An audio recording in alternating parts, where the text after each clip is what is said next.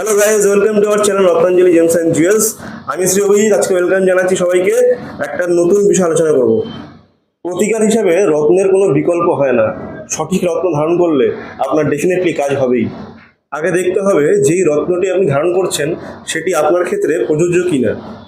অনেক ক্ষেত্রে লাভের আশা করতে গিয়ে ক্ষতির সম্মুখীন হতে হয়, কারণ জ্যোতিষীরা ভুল সাজেশন দিয়ে ফেলে। পাথর ধারণ করার আগে তার গুণাগুণ সম্পর্কে অবশ্যই জানা দরকার, এবং আপনার ক্ষেত্রে কি কি শুভ ফল দেবে সেটাও কিন্তু জানা প্রয়োজন। ভুল ওষুধ খেলে যেই রকম রোগ না সেরে উল্টে সমস্যা তৈরি হয়, সেই রকম ভুল পাথর পড়লে জীবনে নানা রকম সমস্যার সম্মুখীন হতে হয়।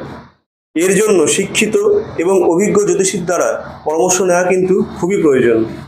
অনেক জ্যোতিষীর ক্ষেত্রে দেখা গেছে পাথর সম্পর্কে সঠিক তথ্য না জানার দরুন ক্লায়েন্টদেরকে সমস্যায় পড়তে হয়েছে।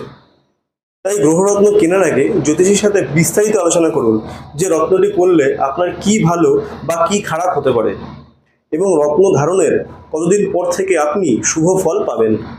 প্রয়োজন পড়লে আপনি একের থেকে একাধিক জ্যোতিষীদের সাথেও পরামর্শ করে দেখতে পারেন।